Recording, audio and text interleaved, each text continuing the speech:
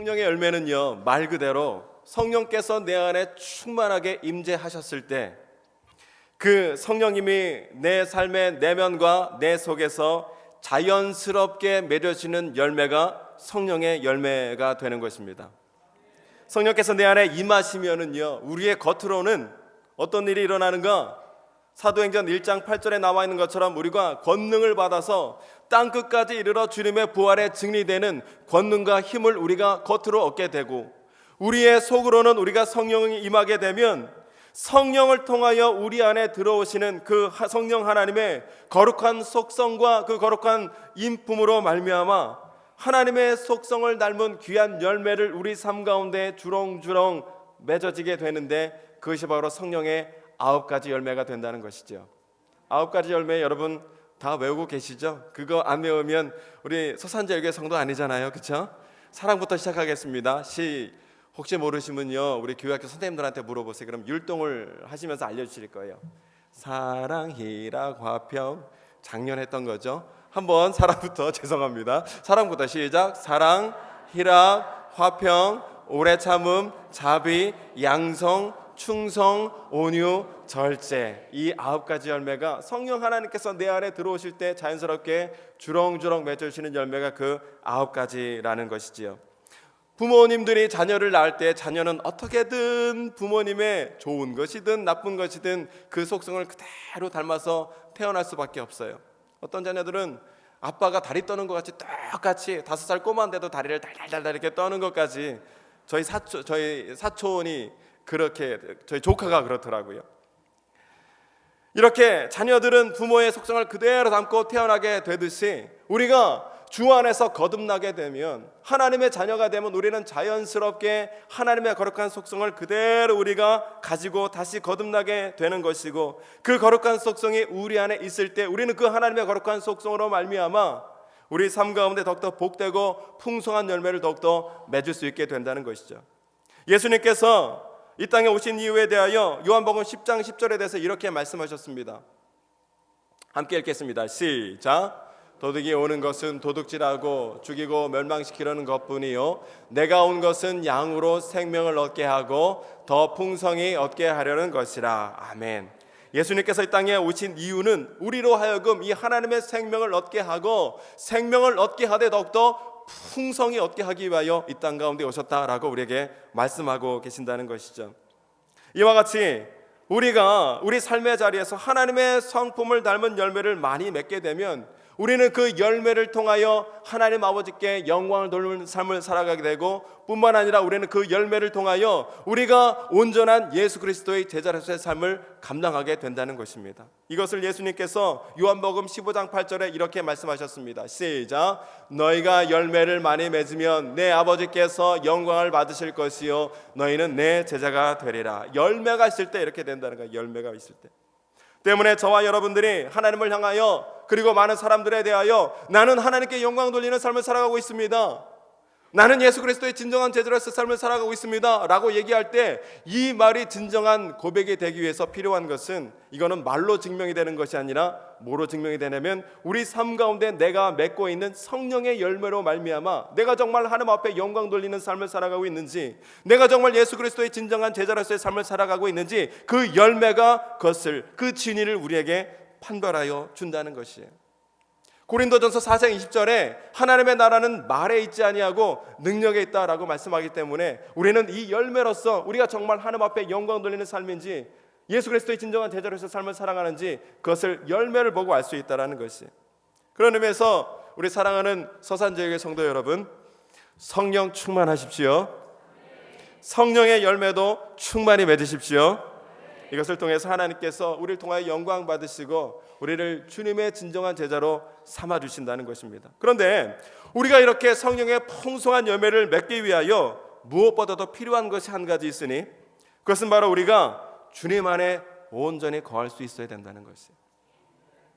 성령의 열매는요, 말 그대로 하나님께서 내 안에서 성령을 통하여 맺게 하시는 열매이기 때문에 내 힘과 내 능력으로는, 여러분, 내 힘과 능력으로 성령의 9가지 열매 중에서 한 가지라도 내 힘과 능력으로 맺을 수 있는 것이 있습니까? 없다는 거예요. 내 힘과 능력으로는 결코 이 열매를 맺을 수 있는 것이 없는 것이고, 내가 나를 철저히 내려놓고 온전히 주님 안에 거할 때에 우리는 그 성령 하나님의 도우심으로 말미암아 이 성령의 열매를 더욱더 풍성히 맺을 수 있게 된다는 것이에요. 때문에 예수님께서 요한복음 15장 4절 5절에서 말씀하실 때에 이렇게 말씀하셨습니다. 함께 했습니다. 시작. 내 안에 거하라. 나도 너희 안에 거하리라.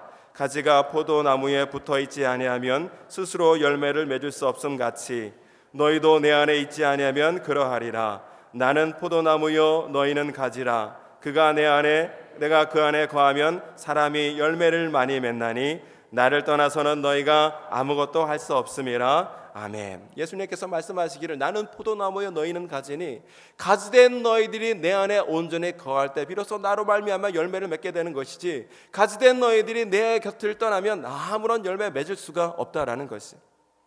비록 열매는 가지에서 맺혀지게 되는 것이지만 그 열매는 가지가 독단적으로 열매를 맺을 수 없는 것이, 궁극적으로 열매를 맺는 것은 나무가 맺는 것이라는 것이죠. 나무가 뿌리를 통하여 줄기를 통하여 가지에 영양분을 공급할 때 비로소 그 자리에서 열매를 맺는 거기 때문에 궁극적으로 열매를 맺는 것은 나무가 된다는 것이죠. 때문에 가지된 저와 여러분들은 어떤 상황과 환경 가운데 있다 할지라도 우리가 머물러야 할 삶의 자리는 세상의 그 어떤 자리가 아니라 우리의 포도나무 대신 예수님 자리에 온전히 거함으로 우리를 도우시는 성령 하나님의 인도하심 따라 우리의 삶의 자리에서 더욱더 풍성한 열매를 맺으며 나아갈 수 있는 저와 여러분이 될 수 있기를 주의 이름으로 축원합니다. 오늘은요, 성령의 9가지 열매 중에서 희락입니다. 기쁨입니다. 2주 전에 박성영 목사님께서 첫 번째 열매 사랑에 대해서 말씀해 주셨는데, 저희 교육제 중에서 사랑에 대해서 설교할 사람은 누가 해야 돼요? 박성영 목사님이 말씀하셔야죠. 왜 그러냐면 박 목사님 가정에는 누가 있어요? 사랑이가 딱 버티고 있기 때문에 박 목사님이 사랑에 대해서 설교를 해야 되었습니다. 두 번째는 희락이고 기쁨인데요, 이 기쁨은 누가 설교해야 돼요? 그래서 제가 이렇게 섰습니다. 혹시 모르시는 분들을 위해서 다시 한번 말씀드리는데, 제 아내이자 단비 엄마의 이름은 이기쁨입니다. 우리 집에는 기쁨이 있습니다. 가만히 보면 담임 목사님께서 부목사님들에게 설교를 맡기실 때에 그냥 아무렇게나 하시는 것이 아니라 이것까지 다 염두에 두시고 맡기시는 것 같아요. 이거를 목사님이 생각하시고 너무 웃으셨대요. 이걸 내가 어떻게 생각해서 이렇게 분별을 했을까?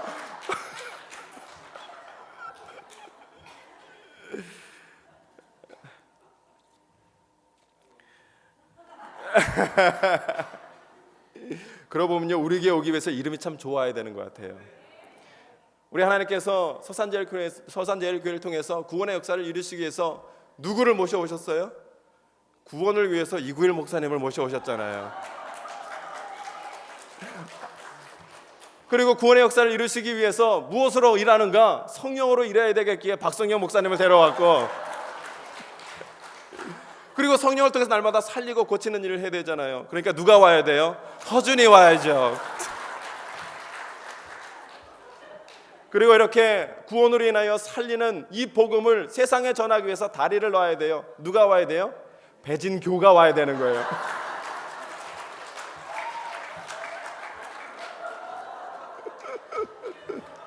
그리고 이렇게 구원의 역사가 날마다 일어나니까 감사하잖아요. 찬양을 해야 되잖아요. 찬양의 연을 높이 날았으니 찬양의 연이 높이 나는데 그게 누구예요? 무슨 연이에요? 연보연이 찬양을 높이 지금 날리고 있는 거예요, 지금.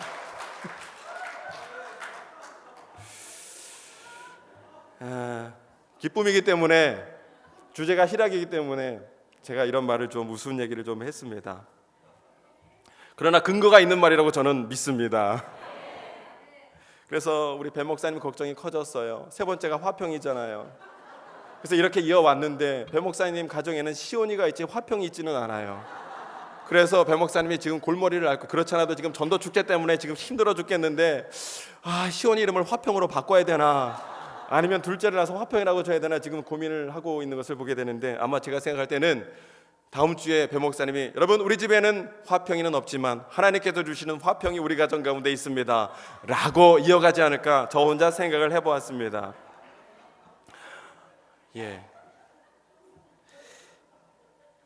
희락을 다른 말로 표현하면 기쁨입니다. 그런데 이 기쁨은요, 성경에서 크게 두 가지 단어로 표현을 하고 있어요. 첫 번째 기쁨은 어떤 기쁨이냐면 마소스라고 번역이 되는, 표현이 되는 기쁨이 있는데, 이 마소스의 기쁨은 세상적인 기쁨, 조건적인 기쁨, 현상적인 기쁨을 뜻하는 단어로서 세상적인 조건과 환경에서 오는 기쁨이에요. 그러니까 돈을 많이 벌어서 오는 기쁨, 좋은 차를 타서 좋은 집을 살아서, 그리고 성공해서 승진해서 오는 이런 세상적인 욕구와 바람을 통해서 얻어지는 기쁨이 바로 이 마소스의 기쁨이다 라고 성경에서 기록을 하고 있다는 것이죠. 이 마소스의 기쁨의 특징은요, 그 기쁨의 근원이 세상적인 조건과 환경을 통해서 얻어지는 것이기 때문에, 그 세상적인 기쁨, 마소스의 기쁨은 세상적인 조건과 기쁨이 변하게 되면, 사라지게 되면 그 기쁨은 또한 금방 사라지게 되는 특징이 있다는 것이죠. 여러분, 우리가 돈을 많이 벌고 성공을 하고 명예가 있으면 좋잖아요. 기분이 좋잖아요. 그런데 돈과 성공과 명예라는 것이 어디 영원히 우리 곁에 머물러 있습니까? 왔다가 덧없이 사라지는 거잖아요. 때문에 마소스에서 기쁨을 얻는 사람들은, 마소스의 기쁨이 우리에게 왔을 때는 잠시 기쁘다가도 덧없이 사라지는 마소스의 기쁨 때문에, 마소스 때문에 그 삶이 덧없이 허탈하고 허무한 인생을 살아갈 수밖에 없다라는 것이죠. 그럼에도 불구하고 세상 사람들은 이 마소스의 기쁨, 세상적인 기쁨이 우리 삶에 궁극적이고 영원한 기쁨을 주는 것인 양 착각한 채 오늘도 그 마소스의 기쁨을 얻기 위하여 동분서주하는 가운데 인생을 허비하며 허무하게 낭비하고 살아가고 있다는 것이죠. 죽을 때 후회하는 25가지라는 책이 있습니다. 이 책은 오츠 슈이치라는 일본인 호스피스 의사가 설교를 준비하다가 제가 보게 된 건데요. 오츠 슈이치라는 일본인 호스피스 의사가 호스피스 병원에서 근무를 하면서 암 말기 환자들이 이제 죽어가는 것을 곁에서 지켜보는 가운데, 이렇게 마지막으로 생을 마무리하는 사람들이 하는 이야기들, 유언들을 다 모아서 정리한 책이 바로 죽을 때 후회하는 25가지라는 책입니다. 그런데 여기에 보면요, 자신의 삶을 마무리하는 가장 고결하고 순결한 순간에 이들이 어떤 말을 하나 가만히 들어봤더니, 그들이 하는 말은 결코, 그들의 말 가운데는 내 삶 가운데는 조금 더 재산을 많이 모았을 걸, 조금 더 큰 성공을 이뤘을 걸, 조금 더 큰 명예를 누리며 살 걸 하는 후회를 하는 사람들은 한 사람도 없다라는 것이.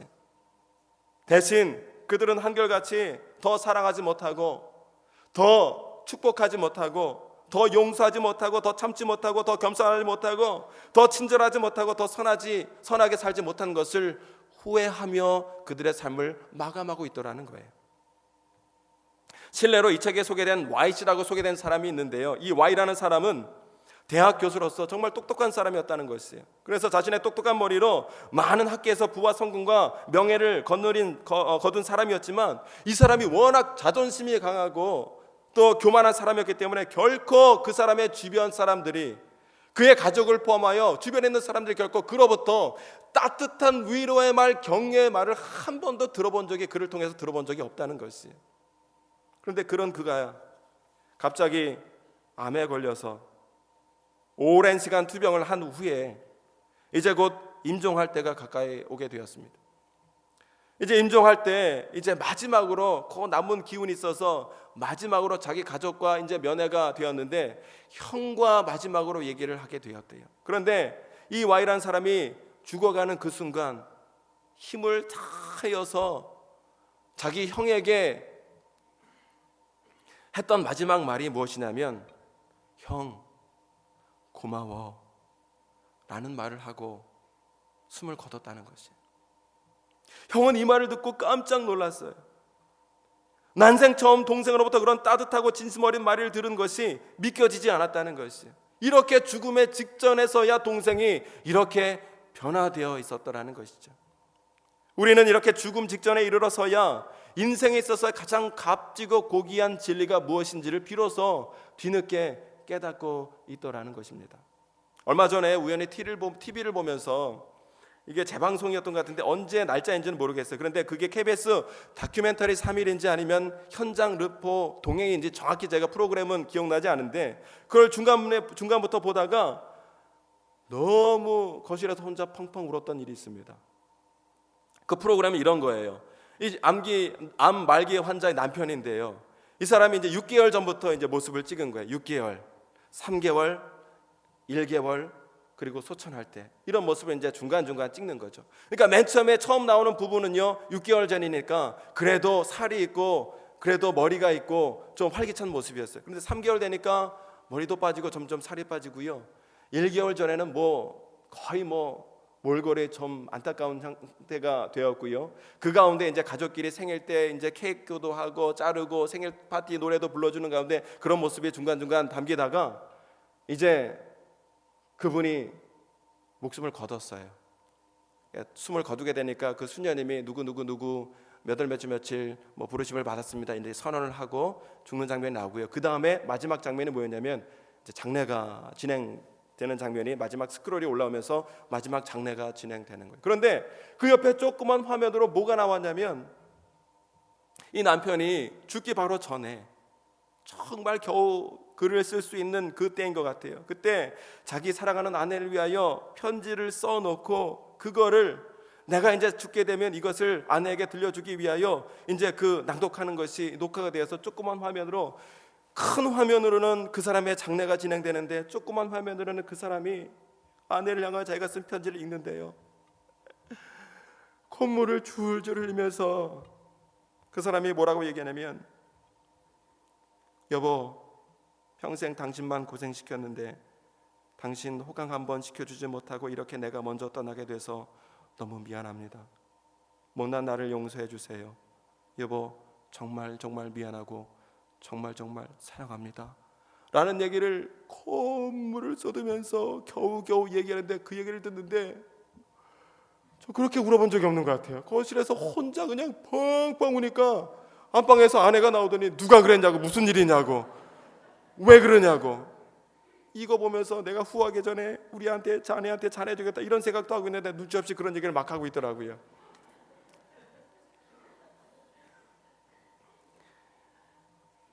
아까 말씀드린 죽을 때 후회하는 25가지에 나온 25가지 목록을 쭉 읽어보는 가운데 다른 25가지 모두도 마음에 와닿고 공감이 되었지만 가장 눈에 띄우고 마음에 와닿았던 목록은 첫 번째와 25번째 마지막 목록이었어요. 첫 번째 목록이 무엇이었냐면 이렇게 기록되었습니다.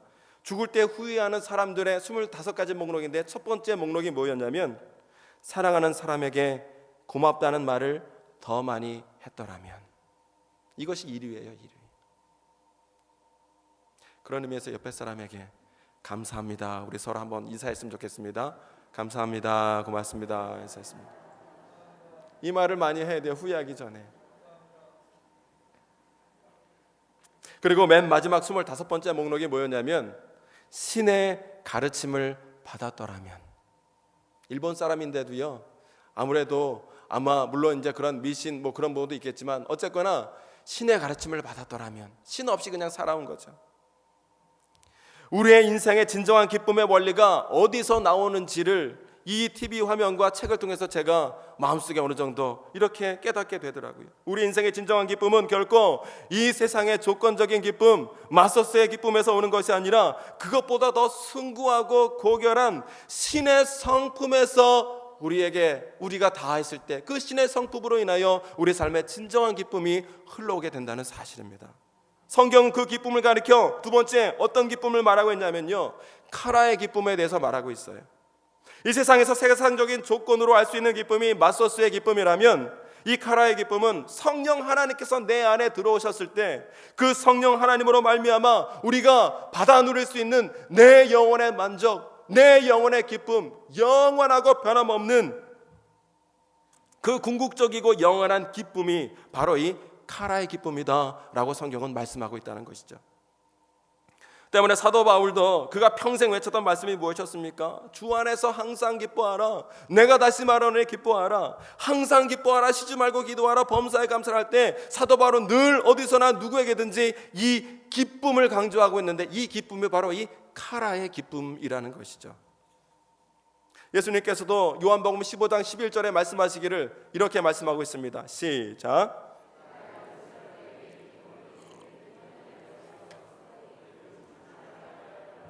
여기서 이 예수님이 말한 기쁨도요, 카라의 기쁨이라고 기록이 되어 있는 거예요. 예수님이 이 땅 가운데 오시는 것은 우리로 하여금 이 카라의 기쁨, 하나님께로부터 오는 진정한 이 카라의 기쁨을 우리가 갖도록 하되, 이 카라의 기쁨을 더욱더 풍성히 누리게 하시기 위하여 예수님께서 이 땅에 오셨다라는 것이지요. 때문에 오늘 저와 여러분들이 삶을 살아감에 있어서, 신앙생활함에 있어서 예수 그리스도의 십자가 복음을 단단히 붙잡고 하나님의 은혜 가운데 머물러 있게 된다면, 하나님이 부어주시는 이 카라의 기쁨으로 말미암아 우리 삶 가운데는 진정한 기쁨이 날마다 차고 넘치게 될 줄로 믿습니다. 그런 의미에서 저는요, 말씀을 준비하면서 제 자신에게 자문해 보았어요. 나는 정말 기쁘고 즐거운 삶을 살아가고 있는가? 기쁘고 즐거운 삶을 살아가고 있다면 그 기쁨의 근원이 어디에서 흘러나오는 것인가? 세상적인 조건인 마소스의 기쁨을 통해서 내가 기쁨을 누리고 있는지, 아니면은 하나님께서 부어주시는 이 영적인 카라의 기쁨을 통해서 내가 더욱더 큰 즐거움을 누리고 있는지 가만히 곰곰이 생각해 보았어요. 앞으로 나는 돈이 더 많아지게 될 것이고, 앞으로 더욱더 사람들에게 인정받게 될 것이고, 앞으로 또 목회에 성공하여 큰 교회를 담임할 것이라는 이것을 꿈꾸고 소망하는 가운데, 거기서 비롯되는 마소스의 기쁨을 기대하며 꿈꾸며 그 마소스의 기쁨으로 내가 지금 살아가고 있는 것은 아닌가? 아니면 오직 기쁨의 근원 대신 예수 그리스도가 주시는 그 근본적인 기쁨, 카라의 기쁨을 누리며 그것을 붙들고 즐거워하고 살아가고 있는가? 혼자 곰곰이 생각을 해보았습니다. 여러분은 지금 어떤 기쁨을 붙들고 살아가고 계십니까? 어떤 기쁨을 기대하고 살아가고 계십니까? 어떤 기쁨이 여러분들에게 임하였을 때 더욱더 여러분이 큰 즐거움과 기쁨을 누리고 계셨습니까? 이 시간 바라기는 저와 여러분 모두는 세상에 주는 마소스의 기쁨이 아니라 성령 하나님께서 오늘도 차고 넘치도록 부어주시는 영원하고 변함없는 이 카라의 기쁨으로 인하여 참 만족과 참 기쁨을 누리며 살아가시는 은혜가 있기를 주의 이름으로 축원합니다. 그렇다면 이 카라의 기쁨은 구체적으로 어떻게 우리에게 흘러 들어오게 되는가? 제가 기도하면서 첫 번째 떠오른 것은, 카라의 기쁨은 한번 읽어볼까요? 시작. 첫 번째, 이 카라의 기쁨은 하나님의 은혜를 통하여 우리 가운데 더욱더 풍성히 임하게 된다는 거예요. 그리고 이 하나님의 은혜를 통하여 카라의 기쁨을 풍성히 누린 대표적인 사람이 바로 사도 바울이라는 것입니다. 사실상 사도 바울은요, 겉모습으로 볼 때는 결코 기쁘고 감사할 일이 없는 삶을 살았던 사람이었습니다. 여러분이 알고 있듯이 그가 증거하고 다니는 복음 때문에 날마다 사람과 세상들로부터 온갖 조롱과 핍박을 받았습니다. 때로는 돌에 맞았습니다. 때로는 40에 하나가만 정말 그거 맞으면 사람이 죽을 지경까지 가는 그 매를 태형을 5번이나 맞고, 그의 인생의 대부분의 세월을 차갑고 축충한 어두컴컴한 힘든 감옥살이를 대부분 해야 하는 삶을 살았다는 것이죠. 그리고 무엇보다도 힘들었던 것은 자기 안에 있는 사단의 가시가 날마다 그를 괴롭힘으로 말미암아 그는 날마다 끊임없이 그 육체의 고통을 하루하루 이기며 살아가야 하는 힘든 삶을 그가 살아야 했다는 것입니다. 어느 것 하나라도 그의 삶은 평안한 삶, 평탄한 삶, 희락 있는 삶과는 거리가 먼 삶을 그가 살았다는 것이죠. 그럼에도 불구하고 그의 신학은요, 기쁨의 신학이었습니다. 그의 복음은 기쁨의 복음이었고, 그의 영은 언제나 기쁨이 넘쳐나는 영으로 그의 영은 날마다 가득 차 있었다는 것이죠. 때문에 그는 모든 교회들을 향하여, 그리고 모든 성도들을 향하여 한결같이 그가 평생 외쳤던 것은 주 안에서 항상 기뻐하라, 내가 다시 말하네 기뻐하라, 이것으로 대표되는 기쁨 기뻐하라는 것을 날마다 그가 외치고 전했다는 것이, 그 누구보다도 절망적이고 힘든 상황에 그가 살고 있었음에도 불구하고 그는 누구보다 큰 카라의 기쁨에서 오른 즐거움, 충만한 삶을 살고 있었기에 언제 어디서 누구든지 이 카라의 기쁨을 가지라 이 카라의 기쁨을 외치고 있었다는 것이죠. 무엇 때문에? 사도 바울은 전혀 기뻐할 수 없는 상황과 환경 가운데 있었지만 이 카라의 기쁨이 날마다 충만할 수 있었는가? 가만히 생각해 보니까 사도 바울은요, 그 누구보다도, 그 무엇보다도 하나님 베풀어 주신 은혜가 충만한 삶을 살았기에 사도 바울은 이 하나님 베풀어 주신 은혜로 말미암아 날마다 하나님 주시는 기쁨이 끊임없이 넘쳐나는 삶을 살고 있더라는 것입니다. 사도 바울의 신앙을 한마디로 정의하면 고린도전서 15장에 그가 고백한 것처럼 나의 나된 것은 오직 무엇이라고요? 하나님의 은혜라. 사도 바울의 삶과 사도 바울의 신앙을 한마디로 고백하면 오직 하나님의 은혜였다는 것이. 때문에 오직 은혜가 그의 삶을 이끌어 가시는 그런 은혜의 삶을 그가 살고 있더라는 것이죠. 때문에 그는 아무리 힘들고 어려운 복음의 자리에 그가 있었다 할지라도, 아무리 핍박과 환난이 심한 감옥의 자리에 있었다 할지라도, 아무리 육체의 고통이 자신을 괴롭히는 고통의 순간에 있었다 할지라도, 그는 하나님 베풀어 주시는 이 한량없는 이 은혜로 말미암아 그 은혜를 통해서 부어주시는 진정한 기쁨, 카라의 기쁨을 날마다 그가 누리며 살아갈 수 있었다는 것이죠. 사도 바울에게 있어서 기쁨의 원천은 바로 이 말할 수 없는 한량없는 하나님의 은혜였습니다. 저와 여러분도 마찬가지라는 것이지요. 지금 내가 우리 임복 권사님 아까 기도해 주신 것처럼 나와 우리 주변의 사람이 이루 말할 수 없는 힘겨운 삶을 살아가고 있다 할지라도, 여러 가지 크고 작은 문제가 나를 짓누르는 어려운 삶을 살아가고 있다 할지라도, 그럼에도 불구하고 우리가 카라의 기쁨이 충만한 삶을 살아갈 수 있는 근거는 바로 우리가 우리를 향하여 하늘의 문을 활짝 여시고 오늘도 우리에게 폭포수와 같이 부어주시는 하나님의 은혜가 우리에게 임할 때에 우리는 그 은혜로 말미암아 그럼에도 불구하고 기쁘고 감사할 수 있는 삶을 살아갈 수 있게 될 줄로 믿습니다. 때문에 우리는 하루라도 하나님의 은혜 없이는 살아갈 수 없는 사람들인 거예요.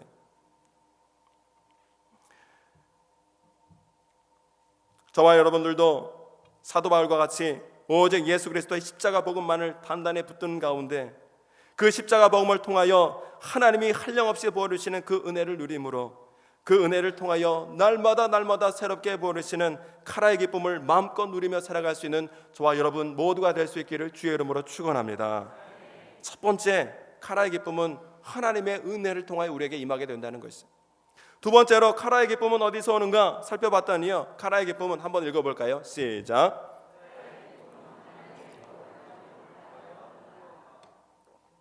카라의 기쁨은 하나님의 영을 통하여 우리에게 임하게 된다는 것입니다. 그리고 하나님의 영이 우리 가운데 임했을 때에 그 하나님의 영을 통한 카라의 기쁨을 가장 풍성히 누린 대표적인 사람은 바로 다윗이었다는 것이죠. 다윗이 다윗 될 수 있었던 가장 큰 이유는요, 그는 늘 마음의 중심이 하나님을 향해 있었어요. 그리고 하나님을 향하는 가운데 하나님께서 날마다 베풀어 주실 그 성령, 거룩한 영을 사모하는 마음이 있었기 때문에 하나님께서는 그런 다윗이 너무나 기뻤어요. 그리고 그를 마음에 합당한 자로 여기시고 그 마음의 소원대로 날마다 그의 삶 가운데 거룩한 성령을 날마다 부어주심으로 말미암아 사도 바울이 이스라엘의 위대한 왕이요, 사도 바울이 하나님의 거룩한 사람으로, 위대한 사람으로 쓰임받는 인생이 될 수 있도록 그 삶을 통해서 날마다 카라의 기쁨을 그에게 허락하여 주시더라는 것이죠. 다윗이 이렇게 하나님의 거룩한 영을 사모하게 되었던 결정적인 이유가 있었습니다. 사도 사무엘상 16장 13절 14절에요 이렇게 기록이 되어 있는데요, 제가 한번 읽어보겠습니다. 사무엘이 기름 뿔병을 가져다가 그의 형제 중에서 그에게 부었더니 그날 이후로 다윗이 여호와 영에 크게 감동되니라. 사무엘이 떠나서 라마로 가니라. 여호와 영이 사울에게서 떠나고 여호와께서 부리는 악령이 그를 번뇌하게 한지라. 우리가 잘 아는 바와 같이 선지자 사무엘이 하나님 명령에 따라 이새의 집에 갔어요. 그리고 그 아들 중에서 하나님의 선택한 다윗에게 뿔병에 있는 기름을 그 머리에 붓게 되자 어떤 일이 일어나게 됩니까?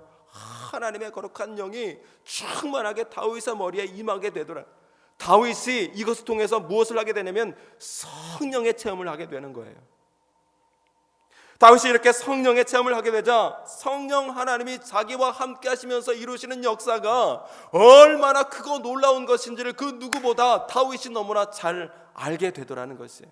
성령이 나와 함께 하시니까 자기가 던진 작은 물맷돌로 인하여 3m 거인 골리앗 장군이 쓰러지게 되고, 성령이 함께 하시자 자기가 연주하는 그 악기 소리에 의하여 사울 왕에게 씌었던 악령이 떠나가는 역사가 일어나게 되며, 하나님의 영령이 하나님의 성령이 자기와 함께 하시자 자기가 나가는 전쟁마다 승리하게 되고, 하나님의 성령이 함께 하시자 사울은 천천히요 다윗은 만만이라 온 백성들 가운데 칭송을 받고 인정을 받는 위대한 왕으로 하나님이 날마다 그의 삶을 승리와 은혜의 삶으로 이끌어 주시더라는 것이죠. 그 누구보다 다윗이 성령 체험함으로 그를 너무나 잘 알고 있었다는 것이죠.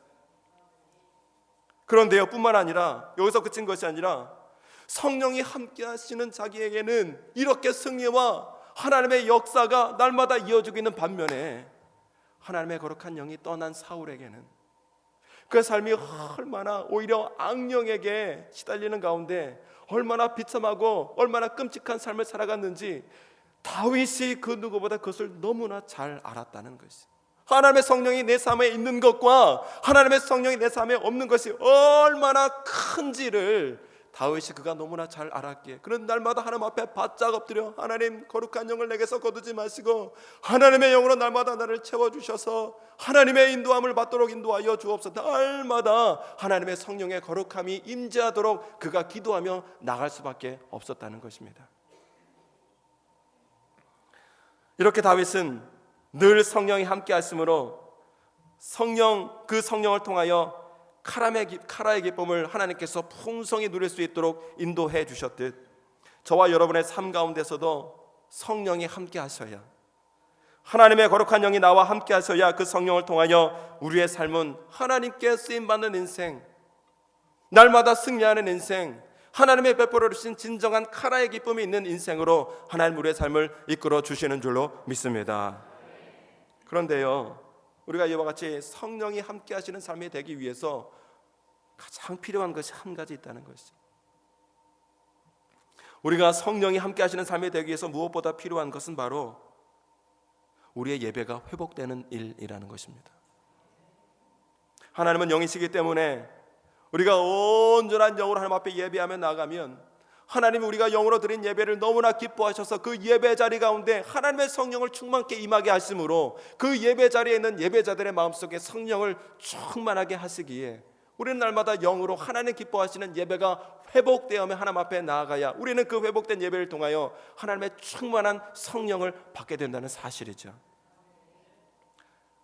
사도행전 15장 16절에 이런 말씀이 있습니다. 함께 읽겠습니다. 시작.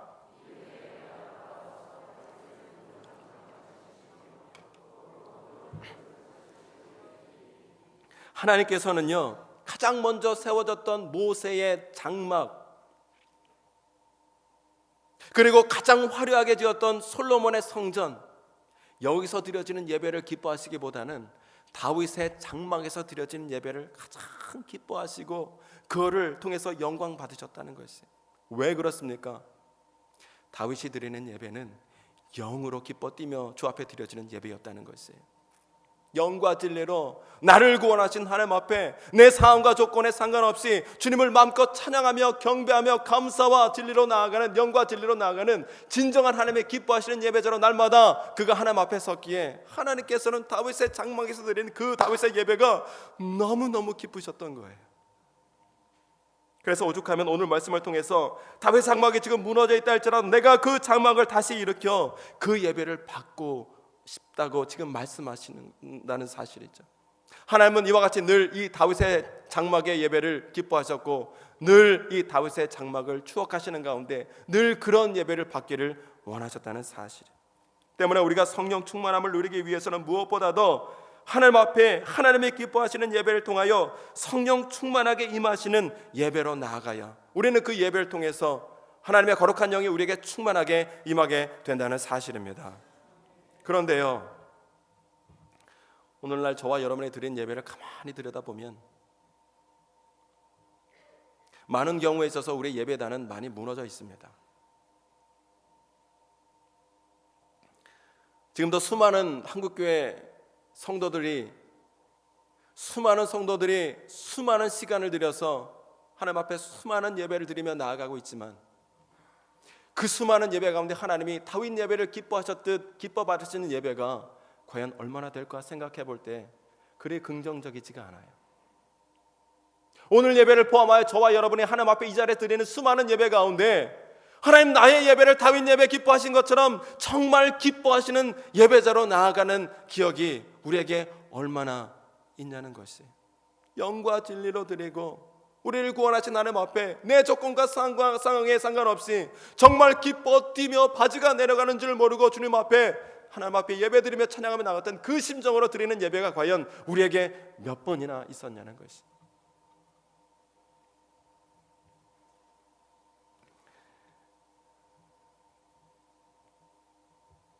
준비되지 못한 모습으로 습관적으로 지각하는 예배자, 축도가 끝나기 전에 후다닥 나가는 예배자, 습관적으로 예배 시간에 조는 예배자, 말씀에 귀 기울이기보다는 내 앞에 있는 스마트 기기에 마음과 생각이 빼앗겨져 있는 예배자, 무성의한 감사와 찬양으로 가득 차 있는 예배를 드리는 예배자의 예배를 통해서는 결코 하나님 영광 받으시지도 않고 그 자리 가운데 어떠한 성령도 부어주시지 않으며 그러한 예배는 하나님 관심 없으시다는 것입니다. 하나님은 인격적인 분이십니다. 때문에 나의 예배가 어떻게 나아가는지 그 누구보다 우리 하나님이 영으로 잘 아신다는 것이죠. 내가 정말 온 마음과 뜻을 다하여 다윗처럼 열정을 가지고 영으로 하나님을 예배했는지, 아니면 나는 오늘도 예배 자리에 왔다 갔지만, 성전에 왔다 가긴 했지만, 내 몸은 성전에 엉덩이 도장 찍고 가기는 했지만 내 영은 말씀의 은혜와 성령의 은혜와 성령의 능력이 흘러나오는 지성소와는 전혀 상관이 없는 예배를 오늘도 여전히 드리고 그냥 돌아갔는지, 우리보다 하나님이 더 잘 아신다는 것이죠. 이 시간 말하기는 저와 여러분의 예배가 무너져 있다면 그 예배단이 주님의 은혜로 말미암아 온전히 회복되는 은혜가 있기를 주의 이름으로 축원합니다. 우리의 예배가 하나님 기뻐 받으시는 예배가 되어 하나님 앞에 나아갈 때 하나님 그 예배를 기뻐 받으시고 그 예배 자리 가운데 충만하게 임하여 주시는 그 성령 하나님의 은혜 가운데 우리가 들어가야 될 때, 들어갈 때 우리는 그 자리에서 하나님 주시는 성령의 충만함으로 우리 삶 가운데 그럼에도 불구하고 카라의 기쁨을 누리며 살아가게 되는 줄로 믿습니다. 말씀을 맺겠습니다. 성령의 열매는 말 그대로 성령께서 내 안에 임재하여 주셔서 자연스럽게 맺는 열매이기 때문에 결코 내 힘과 노력으로는 맺을 수 없는 것입니다. 때문에 우리는 더욱더 사도 바울과 같이 하나님의 은혜를 간구해야 합니다. 다윗처럼 하나님의 거룩한 영이 임할 수 있도록 기도해야 합니다. 이 은혜와 성령을 통하여 하나님은 풍성한 열매를 맺게 하여 주실 뿐만 아니라 진정한 카라의 기쁨을 누리며 살아갈 수 있는 인생이 될 수 있도록 우리를 인도하여 주실 줄로 믿습니다. 다시 한번 주의 이름으로 권면합니다. 성령 충만하십시오. 은혜 충만하십시오. 기쁨 충만하십시오. 열매 충만하십시오. 그것을 통해서 하나님 오늘도 우리를 통하여 영광 받으시고 우리가 예수 그리스도의 피 묻은 십자가의 증인되는 제자의 삶을 살아갈 수 있도록 은혜와 능력을 오늘도 우리에게 충만하게 부어주실 줄로 믿습니다. 이 은혜로 살아가는 저와 여러분 모두가 될 수 있기를 주의 이름으로 축원합니다. 기도하겠습니다. 고마우신 아버지 하나님, 주의 은혜를 사모하며 나갑니다. 예수 그리스도 십자가 복음으로 말미암아 우리의 모든 죄를 깨끗이 용서하여 주시고 하나님 자녀 삼아 주신 그 하나님의 한량없는 말할 수 없는 은혜가 사도 바울과 같이 우리 삶 가운데 충만히 임할 수 있도록 도와주셔서 이 은혜를 통하여 흘러들어오는 주님의 카라의 기쁨이 넘치게 하여 주시옵소서. 날마다 하나님의 거룩한 영을 사모하였던 다윗과 같이 주님의 영이 충만함으로 말미암아 이 영으로 하나님 앞에 예배하며 나갈 수 있는 진정한 예배자 되게 하여 주셔서 그 예배를 통하여 우리 가운데 부어주시는 하나님의 진정한 기쁨 또한 넘쳐나는 삶이 될 수 있도록 도우시고 크신 은혜 내려 주시옵소서. 성령과 은혜로 우리 가운데 말할 수 없는 기쁨을 허락하여 주실 주님을 기대하옵고 사랑에 많으신 예수님의 이름으로 감사하며 기도합니다. 아멘.